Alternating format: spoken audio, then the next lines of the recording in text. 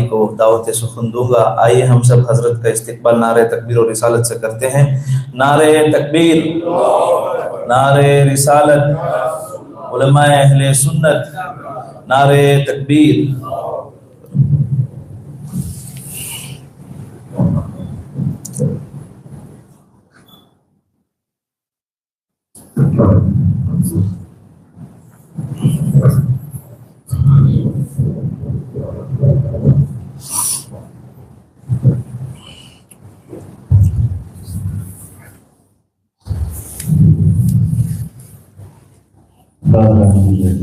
السلام علیکم ورحمۃ اللہ وبرکاتہ۔ الحمد للہ وکفی وسلام علی حبیبہ المصطفی اما بعد فاعوذ باللہ من الشیطان الرجیم بسم اللہ الرحمن الرحیم وَأَمَّا بِنِعْمَةِ رَبِّكَ فَحَدِّثْ صدق اللہ مولانا العظیم۔ بارگاہ رسالت معاذ صلی اللہ تعالی علیہ وسلم میں ایک بار درود پاک کا ہدیہ پیش کریں۔ اللہم صلی علی سیدنا محمد معدن الجود والکرم وآلہ واصحابہ الکرام وابنہ الکریم وبارک وسلم۔ اللہ عز و جل قرآن عظیم میں ارشاد فرماتا ہے الہاکم التکاثر حتی زرتم المقابر۔ یہ سورہ آپ نے بھی پڑھی ہوگی، سورہ تکاثر قرآن پاک کے آخری سورتوں میں سے، جس کا مطلب یہ ہے، جس کا میننگ، بہت زیادہ چیزوں نے تم کو غافل کر دیا ہے، بے خبر کر دیا ہے۔ تکاثر کہتے ہیں ہر چیز کی زیادتی، کوئی بھی چیز حد سے زیادہ آدمی کے پاس ہو تو آدمی کو غافل کر دیتی ہے، آدمی کو اللہ اور اس کے رسول سے دور کر دیتی ہے۔ الہاکم التکاثر، تکاثر کیا کیا چیزیں ہیں؟ مال کی کثرت یا پھر جائیداد کی کثرت، اولاد کی کثرت بھی انسان کو کبھی کبھار غافل کر دیتی ہے، وہ انہی کے درمیان بزی ہو جاتا ہے اور پھر اللہ اور اس کے رسول سے دور ہو جاتا ہے۔ تکاثر یہی ہے، اور انسان کی خواہشات کی بھی کثرت، زیادتی، اوور تھنکنگ، یہ ساری چیزیں انسان کو غافل کرتی ہیں۔ اس کا علاج کیا ہے؟ رسول پاک صلی اللہ تعالی علیہ وسلم کی حدیثوں سے بھی ہم سنیں گے، لیکن قرآن یہ کہتا ہے حتی زرتم المقابر، تم جاؤ قبروں کو دیکھ لو۔ قبروں میں جو سوئے ہوئے لوگ ہیں وہ اپنے زمانے کے بہت طاقتور لوگ تھے، بہت پیسے والے لوگ بھی تھے۔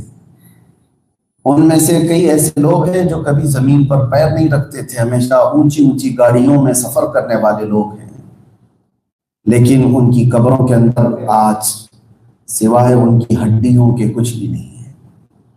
کبھی اگر کسی کی قبر کھولی جائے تو بہت پرانی کھوپڑی، بہت پرانی ہڈیاں صرف اتنی ملتی ہیں، اور کبھی ان کو دیکھ کر کے احساس ہوتا ہے کہ یہ وہ لوگ ہیں جو اپنے وقت کے پہلوان تھے، لوگ ان سے ڈرتے تھے، بڑے محلوں میں، بڑے فلیٹس میں رہنے والے لوگ ہیں۔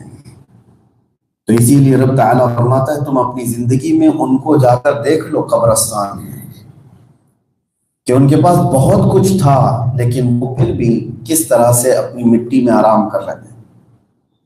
ہمیں بھی کثرت نے، بہت زیادہ چیزوں نے غافل کیا ہوگا۔ جب انسان کے پاس کچھ چیزیں زیادہ ہو جاتی ہیں تو انسان غافل ہونے لگتا ہے۔ سیدنا یحییٰ علیہ السلام، اللہ کے نبی، آدھی روٹی کھاتے تھے رات کو اور پوری رات عبادت میں کھڑے رہتے تھے، پوری رات کھڑے رہتے تھے۔ وہ نبی ہیں۔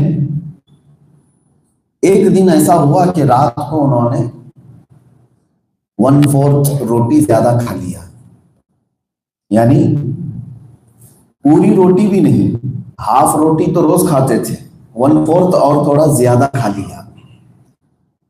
1/4 زیادہ کھایا تو آدھی رات کھڑے ہوئے، پھر نیند آئی اور سو گئے۔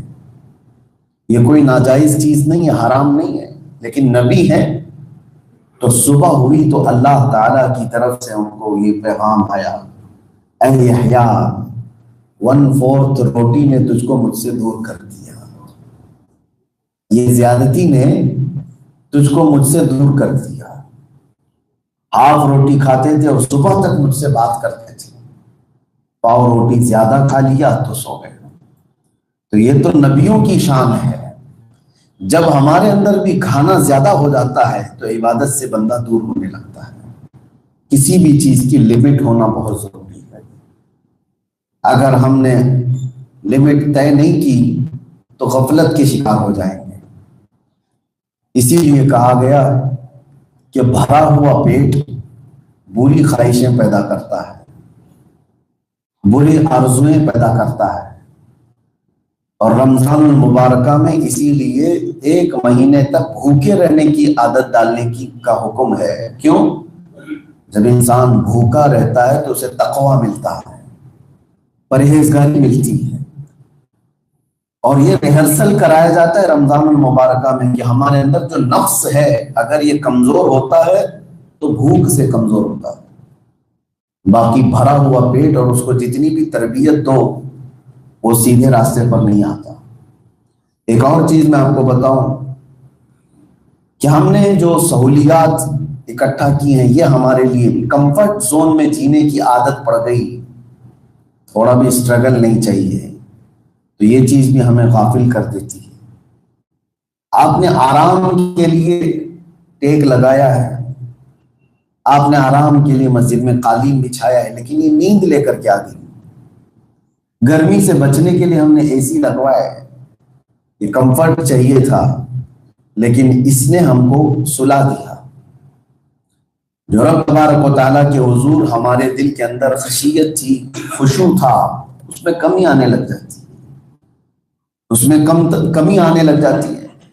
ایک بزرگ ہیں حضرت ابو بکر شبلی رضی اللہ تعالیٰ، یہ ہمارے سلسلے قادریہ میں آتے ہیں۔ بحر شبلی شیر حق دنیا کے کتوں سے بچا، ہم شیر میں پڑھتے ہیں۔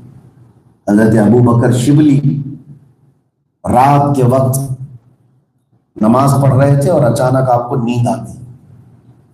یا اولیاء اکرام کی بات تو دیکھیں کیسے نیند آئی، ہمیں بھی آتی ہے، تو ان کو اتنی تکلیف ہوئی جیسی آپ آنکھ کھولے، کہا کہ میں اللہ کی بارگاہ میں ہوں اور میرے اوپر نیند کا غلبہ آ گیا۔ ویسے تو ہمارے برسوں سے ہم دیکھ رہے ہیں کتنے لوگ تو جمعہ میں سونے کے لیے بھی آتے ہیں، نیند آ جاتی ہے۔ وہ ابو بکر شبلی جو تصوف کے بادشاہ ہیں، ایک دن ان کو نیند آئی تھی تو اٹھے اور سیدھے جا کر نمک میں سلائی ڈال کر اپنی آنکھوں میں لگایا، نمک کو آنکھوں میں لگایا تو جلتی ہوئی آنکھوں سے خون آنے لگ گیا، بلڈ شروع ہو گیا۔ آپ کے مریدین نے کہا کہ حضور آپ نے یہ کیا کیا آنکھوں کے ساتھ؟ انہوں نے کہا جو آنکھیں اللہ سے دور کرتی ہیں ان کی سزا دنیا میں یہی ہے۔ یہ ہمارے اولیاء کاملین بزرگوں نے اپنے آپ کو سٹرگل کر کے اللہ تعالیٰ کی بارگاہ میں رکھا۔ لکھنؤ میں، اتر پردیش میں لکھنؤ شہر میں ایک بزرگ کا نام آپ نے سنا ہوگا، حضرت شاہ مینا۔ یہ بہت بڑے بزرگ ہیں سلسلہ چشتیہ کے۔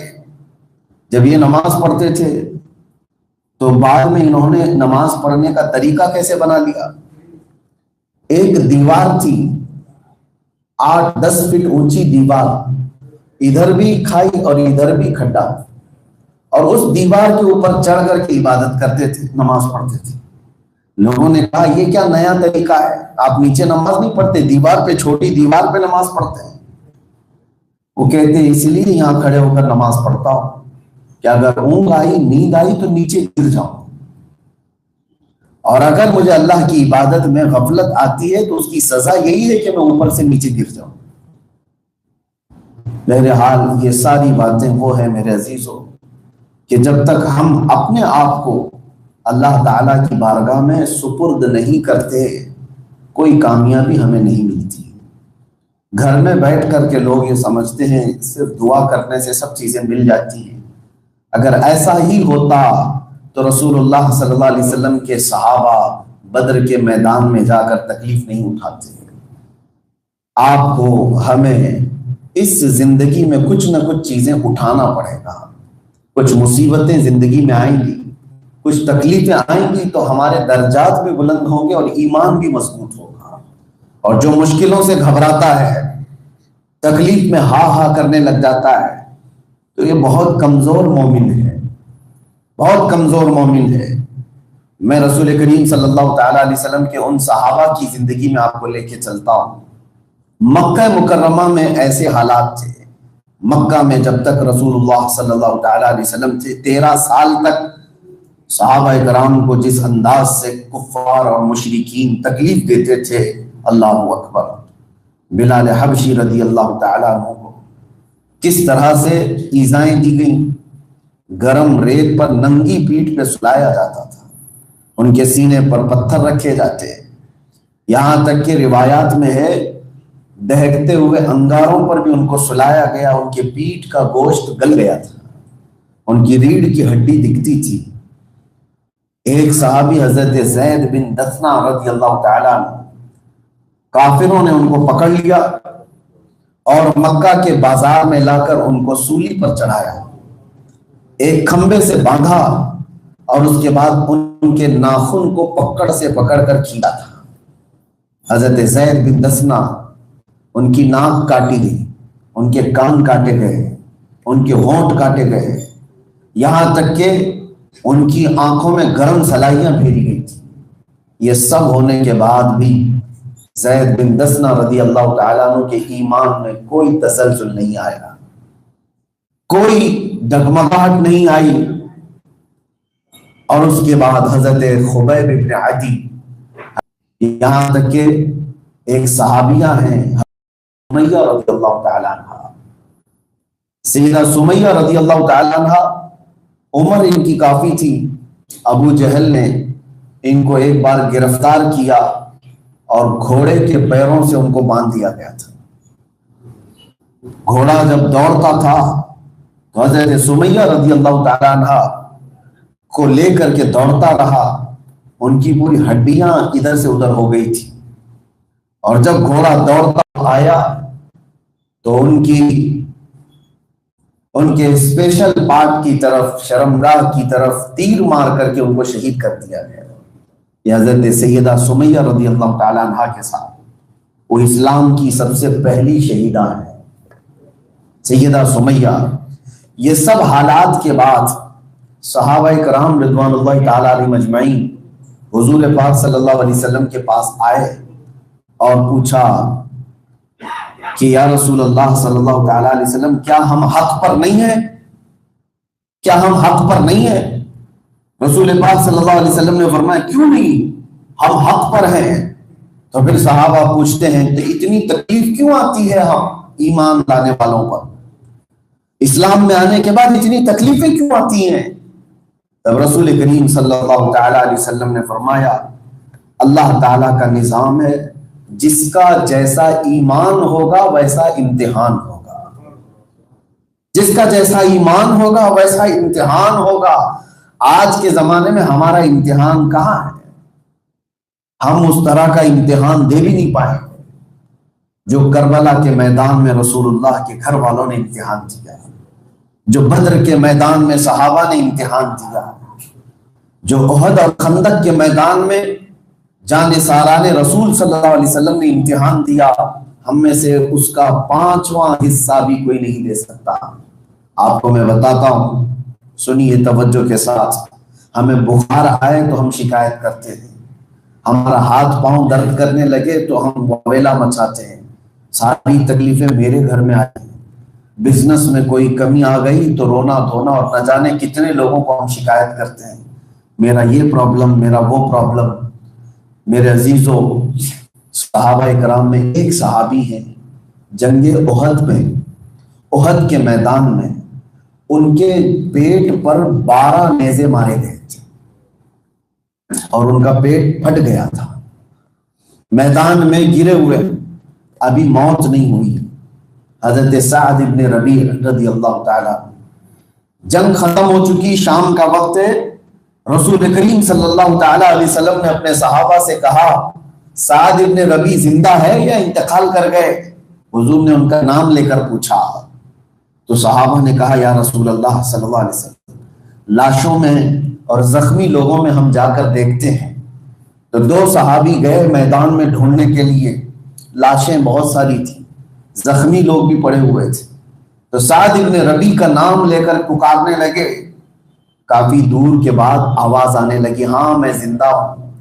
سعد ابن ربیع کی آواز آئی، جو دو صحابہ گئے تھے ڈھونڈنے کے لیے، انہوں نے دیکھا وہ کئی لاشوں کے نیچے دبے ہوئے تھے۔ جب لاشوں کو ہٹایا تو دیکھا ان کا پیٹ پھٹا ہوا ہے، ان کا پیٹ پھٹ گیا ہے، 12 نیزے ان کے جسم پر لگے ہوئے ہیں، ابھی موت نہیں ہوئی، ابھی انتقال نہیں ہوا، سانس چل رہی ہے۔ اسی میں جو آئے ہوئے دونوں صحابی ہیں وہ کہتے ہیں سعد ابن ربیع تجھے رسول اللہ نے نام لے کر پوچھا، سعد ابن ربیع کہاں ہے؟ وہ وہیں میدان میں گرے ہوئے کہنے لگے اے میرے دوستوں، رسول اللہ کو میرا سلام کہہ دینا، شاید میری زندگی بہت تھوڑی سی باقی رہ گئی ہے، شاید میری زندگی بہت تھوڑی سی باقی ہے، میں رسول اللہ صلی اللہ علیہ وسلم تک نہیں پہنچ پاؤں گا، میرا سلام کہہ دینا۔ اور اس کے بعد جو دوسرا جملہ ہے ان کا، دوسرا سینٹنس ہے، وہ سنیے جو میرے ٹاپک سے ریلیٹڈ ہے۔ انہوں نے یہ کہا اے میرے دوستو، ایک بات یاد رکھنا، جب تک تم زندہ ہو، تمہاری زندگی میں اگر رسول اللہ صلی اللہ علیہ وسلم کو کسی نے تکلیف دے دیا تو یاد رکھنا قیامت کے دن تمہارا عذر قبول نہیں کیا جائے گا۔ قیامت کے دن پھر تم کوئی بہانہ نہیں کر سکو گے۔ جس کے جسم میں 12 نیزے لگے ہو، پیٹ پھٹ گیا ہو، وہ یہ نہیں کہہ رہا ہے ہائے ہائے میں مر گیا، میرا کیا ہو گیا، وہ اس وقت بھی یہ کہتے ہیں حضور سے جا کر کہہ دینا میں نے ان کی حفاظت کا حق ادا نہیں کیا، میں نے ان کی حفاظت کا حق ادا نہیں کیا۔ آج ہم گرم بستروں میں سو کر کے، نرم غذائیں کھا کر کے رسول اللہ صلی اللہ علیہ وسلم کی عزت کی حفاظت کی بات کر رہے ہیں، آج اسلام کی حفاظت کی بات۔ ہمیں کوئی ایسی تکلیف نہیں آئی جو ان کو آئی ہے، ویسی مصیبتیں اور ویسا امتحان ہم دے بھی نہیں سکیں گے۔ وہ ایک صحابی نہیں ہے، عزیزان گرامی وقار، اللہ تعالیٰ نے ان کے ساتھ جو آزمائشیں کی ہیں، امتحان لیے، اللہ اکبر، کبھی پڑھ کر کے ایسا لگتا ہے کہ یہ صرف کتابوں میں ہے کہ یہ ریئل لوگ بھی تھے، ایسے ریئل لوگ ایسے تھے۔ ان لوگوں نے جو جو تکلیفیں آئیں اللہ اور اس کے رسول کی محبت میں سب برداشت کیا، سب برداشت کیا۔ آج اگر ہم مسلمان ہیں، ایمان ہے، تو یہ سمجھ کر کے چلنا کہ یہ دنیا دار الامتحان ہے، یہ دار العمل ہے۔ قرآن میں اللہ تعالیٰ فرماتا ہے احسب الناس ان یترکوا ان یقولوا آمنا وهم لا یفتنون، کیا لوگ یہ سوچ کر بیٹھے ہیں کہ وہ ایمان لانے کے بعد آزمائے نہیں جائیں گے، ان کا امتحان نہیں ہوگا؟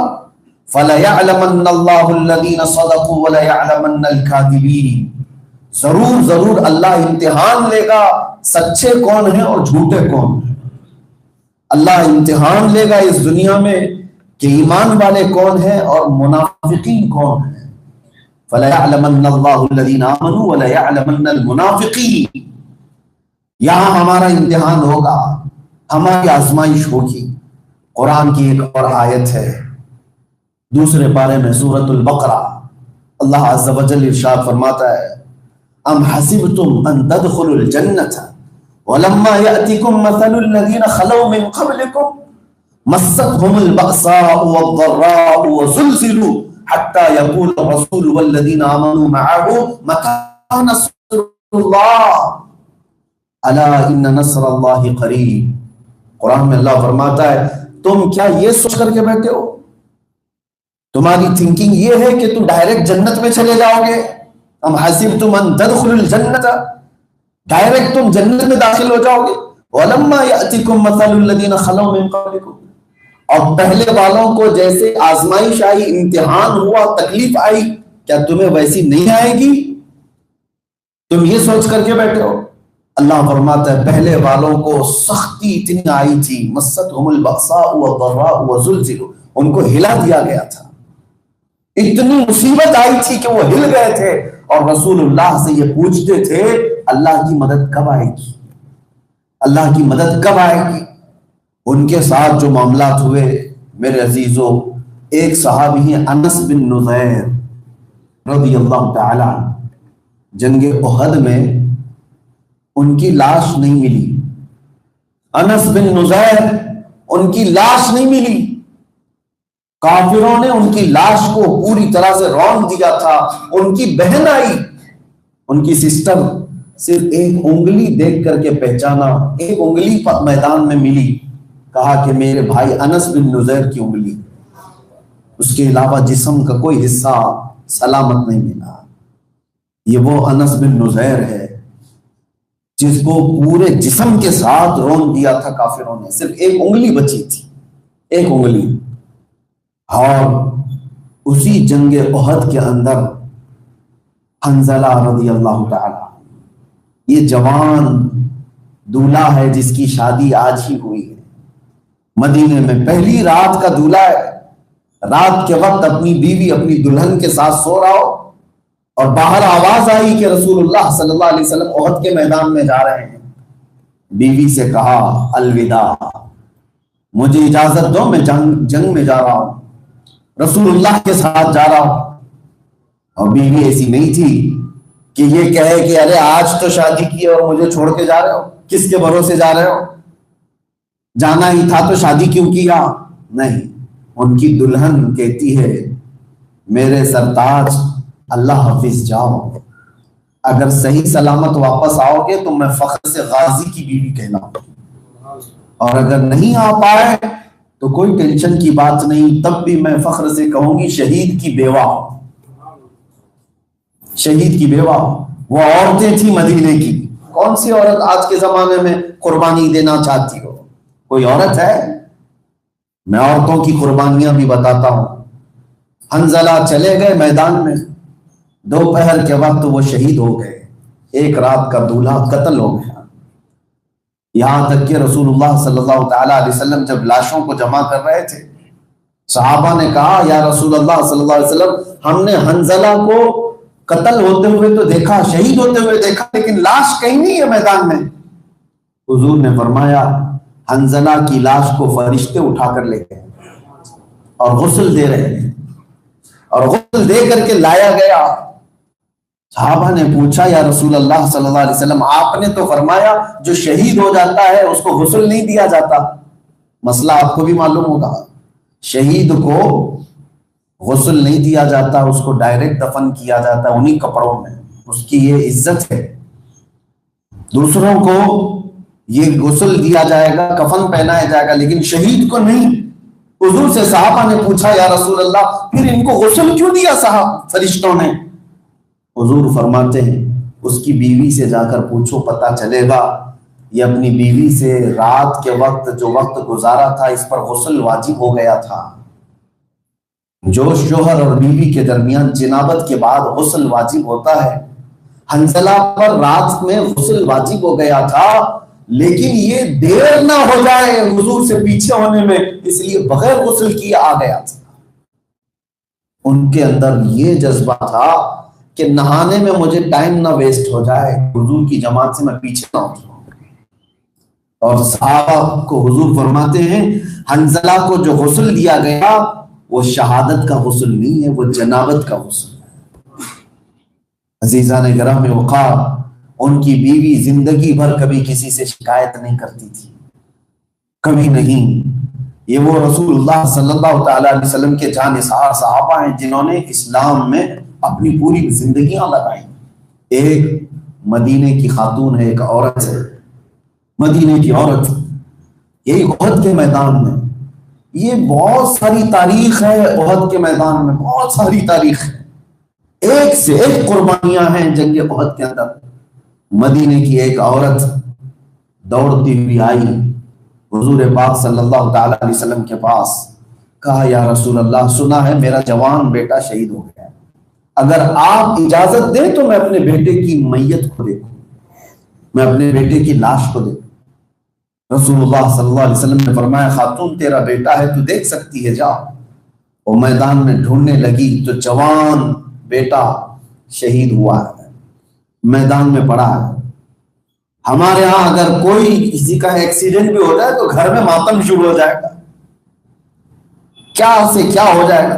وہ خاتون آتی ہے اپنے بیٹے کو دیکھ کر، بہت تیز چیخنا چلانا نہیں کرتی، جبہ اٹھا دیا بیٹے کا اور اس کے بعد جسم کو پلٹ دیا، الٹا کر کے پیٹھ کے پیچھے ہاتھ پھیرنے لگی۔ ماں ہے، اپنے بیٹے کے جسم پر ہاتھ پھیرتی ہے اور اس کے بعد اللہ کی بارگاہ میں شکر بجا لاتی ہے، کہتی ہے اللہ تیرا کرم ہے، میرے بیٹے کو تو نے قبول کیا، تیرے نبی کی حفاظت میں میرا بیٹا گیا۔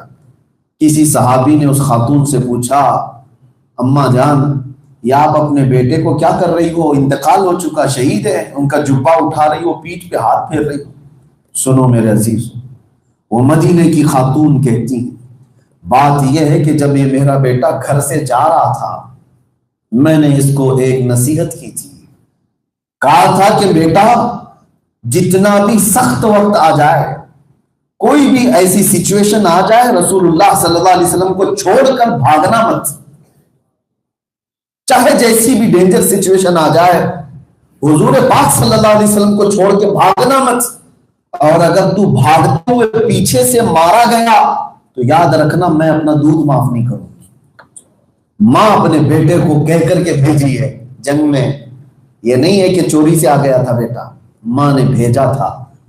اور یہ ماں کہتی ہے آج مجھے پتا چلا کہ جنگ احد میں بہت ڈینجر سچویشن ہو گئی، رسول اللہ صلی اللہ علیہ وسلم کے دانت شہید ہو گئے، مسلمانوں کے اوپر تکلیف زیادہ آ گئی، تو مجھے ڈر لگا کہ کہیں میرا بیٹا میدان چھوڑ کے بھاگا تو نہیں، رسول اللہ صلی اللہ علیہ وسلم کو اکیلا چھوڑ کر چلا تو نہیں گیا، مجھے یہ ٹینشن تھا، اور میں بھاگی بھاگی آئی مدینے سے اور پتا چلا کہ نہیں میرا بیٹا شہید ہوا ہے، بھاگا نہیں ہے۔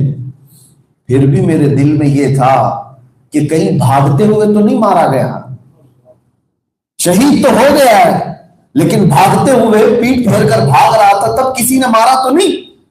اسی لیے میں میدان میں آ کر اس کا جبہ اٹھا کر پیٹھ پر دیکھ رہی تھی کوئی زخم کے نشان ہے کہ کسی نے پیچھے سے تیر مارا ہے، اور اس کے بعد میں اللہ کا شکر ادا کر رہی ہوں کہ میرے بیٹے کے پیٹھ پر ایک بھی زخم نہیں، جتنے بھی زخم کھایا ہے سینے پر زخم کھایا۔ وہ ماں کیسی جو اپنے بیٹے کی شہادت کو بھی یہ طریقے سے دیکھ رہی ہے کہ لڑتے ہوئے مرا ہے یا بھاگتے ہوئے مرا ہے۔ مدینے والے لوگ تھے، رسول کریم صلی اللہ تعالی علیہ وسلم کے تربیت یافتہ سے۔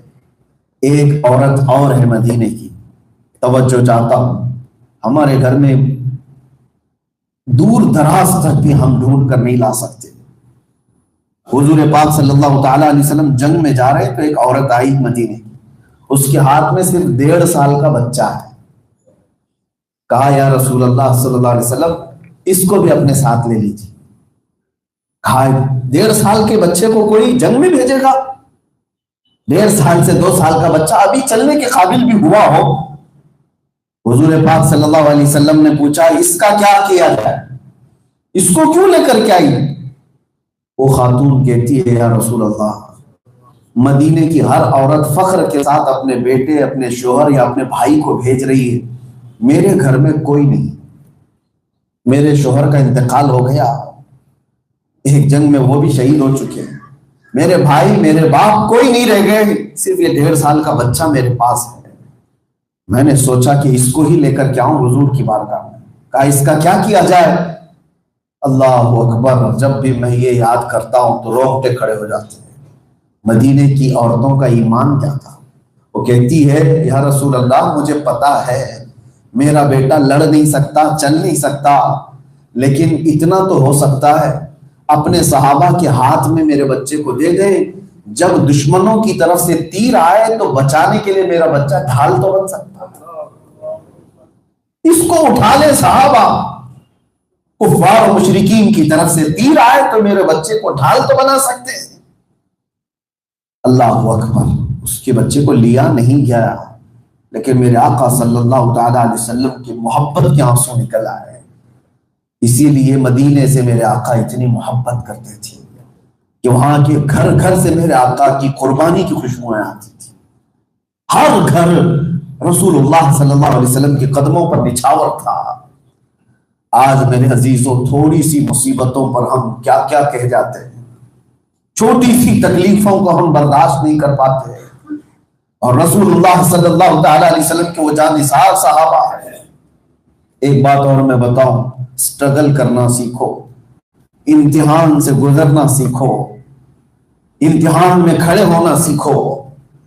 حضور پاک صلی اللہ تعالی علیہ وسلم اپنے گھر سے نکلے، یہ جو کثرت ہے نا ہم کو غافل کر رکھی ہے۔ آپ مجھے بتاؤ لاسٹ کب ہم بھوکے رہے، پورا دن بھوکے رہے روزہ چھوڑ کر کے؟ کبھی ایسا ہوا ہے آپ کی زندگی میں کہ پیسے بھی نہیں، کھانے کی کوئی چیز ہی نہیں؟ آج تک زندگی میں اللہ نے ایسا نہیں موقع دیا ہوگا۔ آج کے دور میں جہاں تک سمجھتا ہوں ویسا مسکین کوئی دکھتا بھی نہیں کہ وہ کھانا خود سے نہیں کھایا، وہ الگ بات ہے، لیکن مجبوری ایسی آ گئی ہو کہ گھر میں 1 روپیہ بھی نہیں، روٹی کا 1 ٹکڑا بھی نہیں، ایسا کسی پر آیا آج تک؟ نہیں آیا ہوگا۔ کھانے کو اللہ نے کبھی ہمیں محتاج نہیں رکھا آج تک، کبھی نہیں۔ لیکن رسول اللہ صلی اللہ علیہ وسلم کے گھرانے کی بات کرتا ہوں۔ ایک دن دوپہر کے وقت اپنے گھر سے نکلے، حضرت ابو ہریرہ کہتے ہیں رضی اللہ تعالی، مجھے شدت کی بھوک لگی تھی، میں رسول اللہ سے شکایت کرنے کے لیے باہر آیا تھا۔ حضور پاک صلی اللہ علیہ وسلم کو دیکھا، وہ گھر سے باہر نکلے، اور حضور سے جا کر میں نے کہا یا رسول اللہ بھوک نے مجھے بے قابو کر دیا، میں باہر آ گیا۔ حضور صلی اللہ علیہ وسلم نے اپنا جبہ اٹھایا تو اس پر 2 پتھر بندھے ہوئے تھے۔ ابو ہریرہ سے کہتے ہیں اے ابو ہریرہ میرا بھی وہی حال ہے، میں نے پیٹ میں کوئی چیز ڈالی نہیں۔ ایک روایت اور میں آپ کو بتاتا ہوں، حضرت ابو ایوب رضی اللہ تعالیٰ عنہ کے گھر رسول اللہ صلی اللہ علیہ وسلم گئے تھے۔ اس میں بھی ابو ہریرہ فرماتے ہیں کہ ابو ایوب انصاری رضی اللہ تعالیٰ عنہ نے بکری کے گوشت کا سالن لا کر حضور کے پاس رکھا۔ حضرت ابو ہریرہ کہتے ہیں سالن کی خوشبو سے میرے جسم میں ایک عجیب سی لذت آ رہی تھی کہ میں 2 دن کا بھوکا تھا، کھانے کو آج مل جائے گا۔ رسول اللہ صلی اللہ علیہ وسلم نے کیا کہا ابو ایوب سے؟ کہا ایک اور برتن ہو تو لے آؤ، اس سالن کو آدھا آدھا کر دو۔ انہوں نے پوچھا یا رسول اللہ کس کے لیے؟ حضور فرماتے ہیں آدھا سالن میری بیٹی فاطمہ کے گھر دے آؤ، پچھلے 8 دن سے ان کے ہاں فاقہ چل رہا ہے، پچھلے 9 دن سے فاطمہ کے گھر میں کوئی چیز بنی نہیں ہے، لیکن ایک نے بھی کسی نے شکایت نہیں کی کہ ہمارے گھر میں روٹی نہیں، ہمارے گھر میں سالن نہیں۔ اور رسول اللہ کا گھرانہ تھا، اگر وہ ہاتھ اٹھا دے تو روزانہ جنت سے کھانا آ جائے۔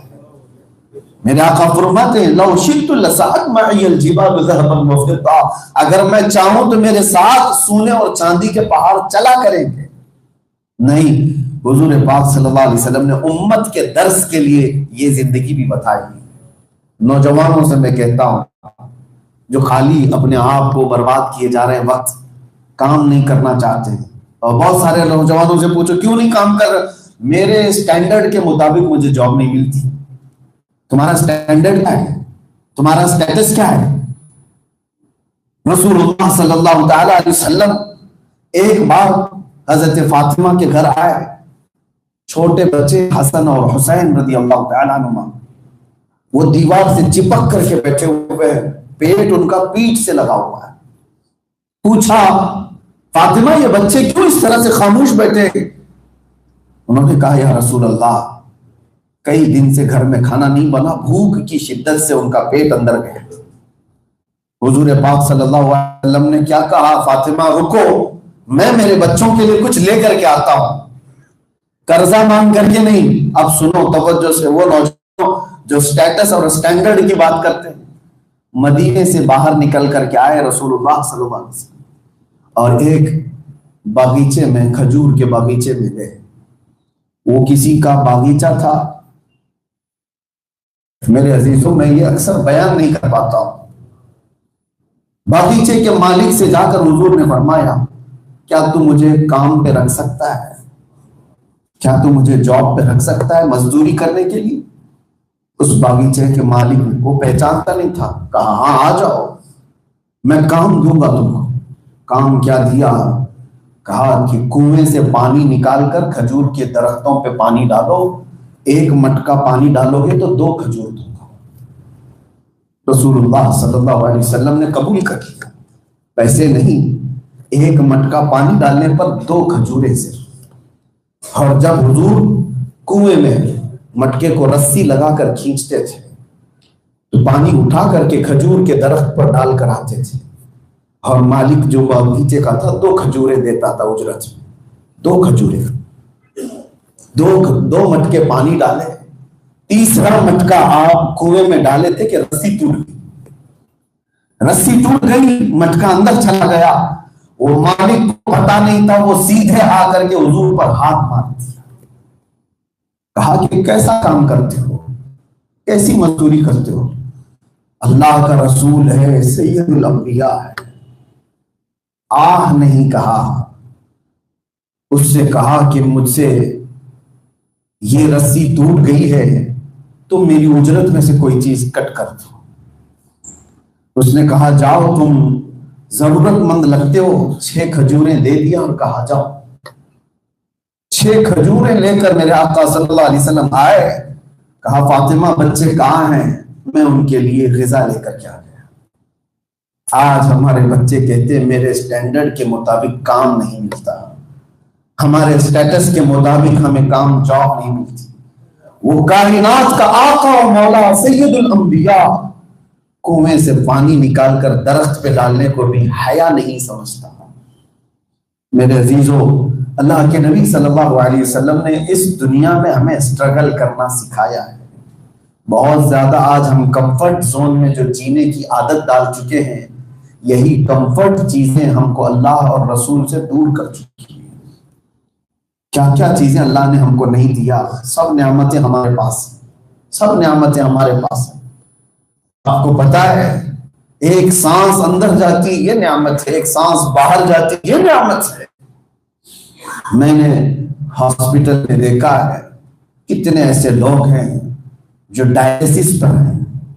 ڈائلیسس کس لیے ہوتا ہے؟ جب پیشاب نہیں نکلتا تو اندر کا پانی مشین پورا نکال کر فلٹر کرتی ہے اور پھر بلڈ کو واپس باڈی میں ڈالتی ہے، پانی الگ کرتی ہے۔ ایک پروسیس 4 گھنٹے چلتا ہے۔ میرے والد کو میں دیکھتا تھا، میرے والد بڑے عالم دین تھے، ان کا درد دیکھتا تھا، وہ روزے کے عالم میں بھی 4 گھنٹے ڈائلیسس کرتے تھے۔ تو میں نے ان سے پوچھا کہ اتنی تکلیف؟ کہا بیٹا یہ چیز دیکھو اللہ کا نظام کیسا ہے، زندگی بھر جب تم کو پیشاب کی حاجت یوں گئے اور یوں آئے، کبھی تم کو احساس ہی نہیں ہوا کہ کتنی بڑی نعمت اللہ نے تمہیں دیا ہے۔ آج اگر پیشاب بھی رک گیا ہے تو 4 گھنٹے لگتے تھوڑا سا پانی نکالنے کے لیے ڈاکٹرز۔ ہم کو اللہ تعالیٰ نے بھوک لگنے کی نعمت دی ہے، بھوک نہ لگے تو تم کچھ کھا نہ سکتے، پیٹ بھر جائے اس کا احساس ہوتا ہے، یہ بھی ایک نعمت ہے۔ ہر چیز ہمارے پاس اللہ نے دی ہے، ابھی ہم کو آزمایا نہیں گیا، ہم کو ابھی تکلیفیں اور امتحانات میں لایا نہیں گیا۔ لیکن میرے عزیزو، اتنا آرام سے رہنے کے بعد میں سوال کرتا ہوں کہ بندہ اگر فجر میں غائب ہے، فجر کی نماز نہیں پڑھا، ظہر اس کی چلی گئی، عصر چلی گئی، مغرب چلی گئی، عشاء چلی گئی، پھر اس سے سوال ہوگا فَبِأَيِّ آلَاءِ رَبِّكُمَا تُكَذِّبَانِ، تم میری کون کون سی نعمتوں کو جھٹلاؤ گے؟ تجھے زندگی گزارنے کے لیے میں نے ہر چیز دی، لیکن تو اللہ کے لیے کتنا وقت دیا؟ آج نمازوں سے جو غافل بچے ہیں، نوجوان، ان سے میں کہتا ہوں، میں ایک بار ایک کینسر ہاسپٹل گیا تھا، اور اکثر ہم لوگ سال میں 1 مرتبہ 2 مرتبہ کینسر ہاسپٹل جاتے ہیں اور جا کر کے دیکھ کر کے آتے ہیں، ان کو دعا کرتے ہیں۔ وہ اس لیے کہ کچھ نوجوانوں کو میں لے کر جاتا ہوں، دیکھو ان کو کس حالت میں ہے۔ آج مجھے آج تک یاد آتی، 8 سال ہو گئے، ایک تقریباً 45 ایئرز کا ایک بیمار آدمی، اس کی گردن پر کینسر تھا اور بہت بڑا ایک گھوڑی تھی، ایسے سویا ہوا رہتا تھا. اس کے قریب جیسے ہی گیا تو وہ رونے لگا. کہا حضرت میرے لیے دعا کر دو. سب کے لیے دعا کر نہیں آئے. کہا نہیں، میرے لیے صرف اتنی دعا کر دو کہ ایک بار اٹھ کر کے میں سجدہ کر سکوں. کہا اس میں کیا مسئلہ ہے؟ کہا سر اٹھاؤ تو پھر بلڈ شروع ہو جاتا ہے، نہیں اٹھا سکتا.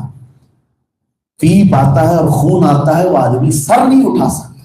کہا کہ جب جوانی تھی ہم سجدہ کرنے سے بھاگتے تھے، اور آج ایسی حالت ہے کہ ایک سجدہ کرنے کی بھی میرے اندر طاقت ہے.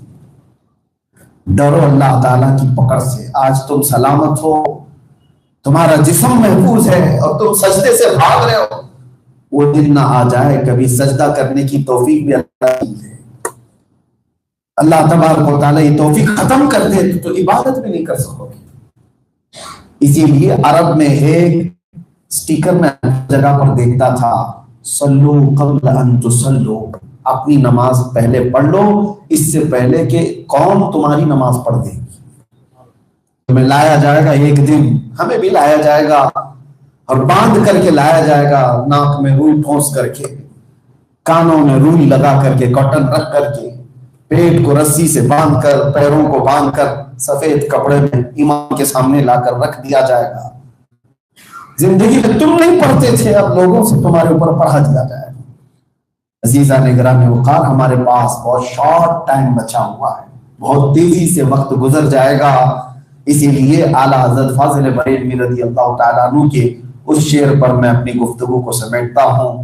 آج لے ان کی پناہ، آج مدد مانگ ان سے، کل نہ مانیں گے قیامت میں اگر مان گیا، آخرت میں تو ہمارا جو حساب ہم ہے. میرے آقا صلی اللہ علیہ وسلم فرماتے ہیں 5 سوال ہر آدمی سے قیامت کے دن ہوں گے. 5 سوال اس وقت تک کوئی میدان قیامت سے ہٹ نہیں سکے گا جب تک یہ 5 سوالوں کا جواب نہیں دے گا.